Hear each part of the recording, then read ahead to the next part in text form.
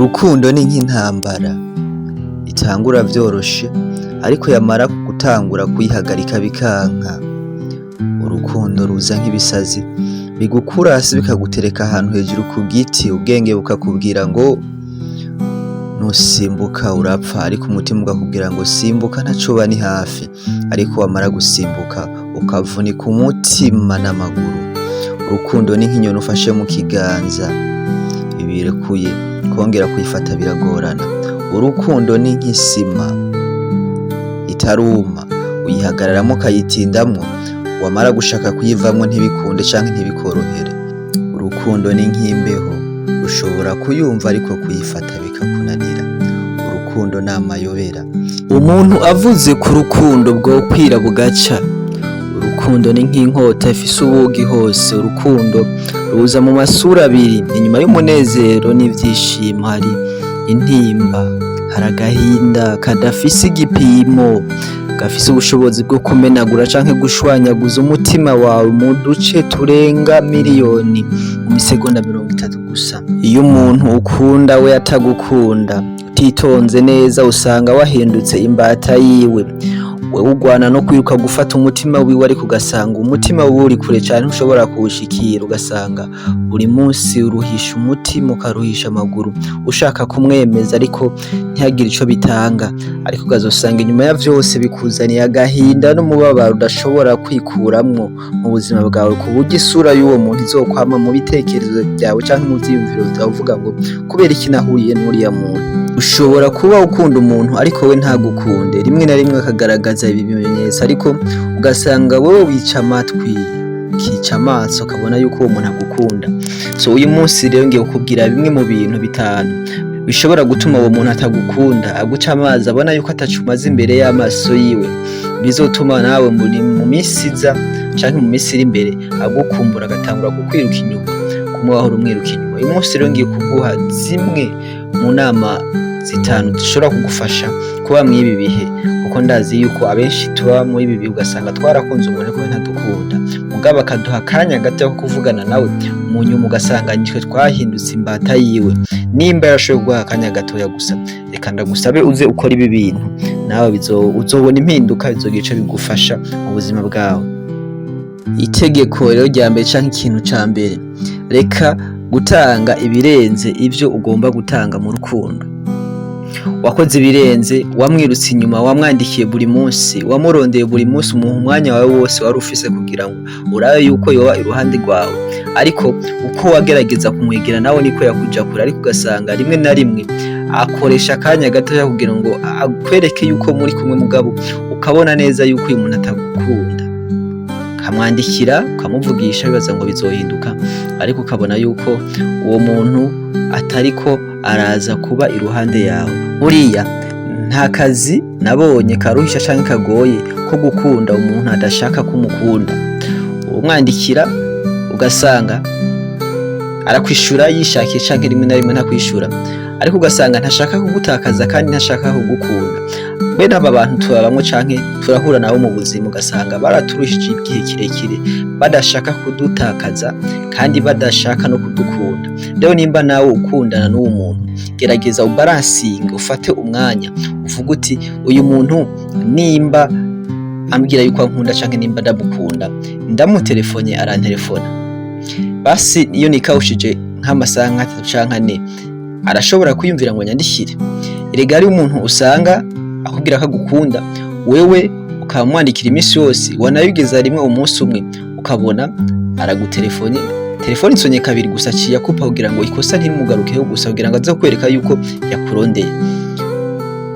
Nimba ashobora kugutelefona rimwe kabiri hanyuma ntiwitabe, akanka gusigira message, akabikora rimwe canke kabiri canke gatatu, menya yuko uwo muntu atagukunda. Rero nawe gerageza umuhe umwanya nk'uwo aguha. Akwandikiye umwandikire, ndabizi yuko bigoye kugwana n'umutima, ariko bigerageze. Iki kintu rimwe rimwe kizomwereka yuko utanguye guhinduka, atangure kwiyumvira ati none naka ko nahora ndamuvugisha uko nishakiye, ariko ubu yatakinshuhiye, nibiki vyabaye? Atangure kugira amatsiko kuri wewe. Ikintu kirafasha cane. Itegeko rya kabiri, mwereke ko umukunda canke wamukunze ariko utamukeneye, ariko atari ngombwa yuko aba umukunzi wawe. Buriya umuntu yemerewe gukunda umuntu ariko si ngombwa nawe akunda. Rero mwereke yuko umukunda, umwitayeho, ariko atari ngombwa abe iruhande yawe. Ibi bintu niyo bibona azovuga ati uyu muntu arankunda ariko kubera ko atifuza ko aba iruhande yanje. Atangure kwibaza ingene yobikora kugira abe iruhande yawe. Akenshi uzosanga abantu iyo dukunze umuntu dushaka natwe yuko adukunda. Iki nico kintu ca mbere gituma abantu usanga turiko turababara mu mitima. Ariyo mpamvu uzosanga wowe ukunda atagukunda, nawe afise uwo akunda nawe atamukunda. Ariko iyo umuntu mukunda ukabimubwira ko umukunda ariko ukamwishishuka ukamubwira ati naho ndagukunda si ngombwa wunkunde, iki kintu kiramukora ko ku mutima kibaza byinshi ati none umuntu nimba nkunda akaba mbwira ijambo eske risigura iki? Ashake kumenya byinshi kuri wowe, usange wakuruye attention kuri we, arakwandikira buri munsi kubera yuko wamuhishutse ukamubwiza ukuri ati jewe ndagukunda ariko si ngombwa unkunde. Ni itegeko rishobora kugufasha. Itegeko rya gatatu, gerageza umubwire yuko nawe ufise agaciro. Gerageza umubwire yuko nawe ufise ibyo ukora, atari ngombwa ko wewe wama ari we kuramurondera. Ntubiguhereremo uvuge ngo jewe ni nawe mubwira ngo ashobora kucanyanka. Deja mu maso yawe urabona yuko akwanga. Rero nimba ubona yuko atamwanya guhagerageza ubimubwira umubwire yamara je naho tuvugana, je naho ndagukunda, energy nyinshi nje ndazitanga, nje ngira effort nyinshi, bisigura yuko mbona yuko wewe ata feedback canke udashaka yuko urukundo rwacu rukomeza. Jewe mfise ibindi bintu nkora, mfise abandi bantu ushobora kwandikira. Si kuvuga ngo ushaka kumukanga cyangwa ushaka kumwereka yuko ufise abandi. Nivyo uramukunda ariko nawe afise abandi yandikira. Nawe ushobora kuronka abandi bakwandikira, abo nyine bakwandikira akaba ari bo uha umwanya. Iki ni ikintu kizotuma uyu muhungu nimba gukunda vy'ukuri cyangwa uyu mukobwa nimba gukunda vy'ukuri aza akavuga ati reka ndakube hafi, kubera yuko namaze kubona yuko ushobora kuja ahandi. Nimba naho udashaka kumutakaza, gerageza wigirishe.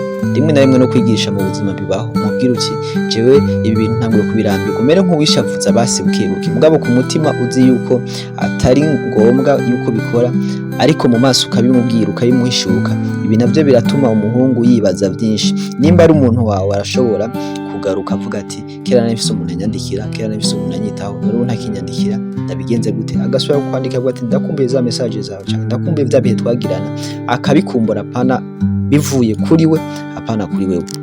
Itegeko rya kane, umuntu mwarakundanye waramweretse ko umukunda vy'ukuri, hanyuma aramaze kubona yuko agufise mu biganza. Rero itegeko rya kane bari kwiyereka kumuha urufunguzo rwo gukinisha ubuzima bwawe, reka kumuha urufunguzo rw'ibyishimo byawe.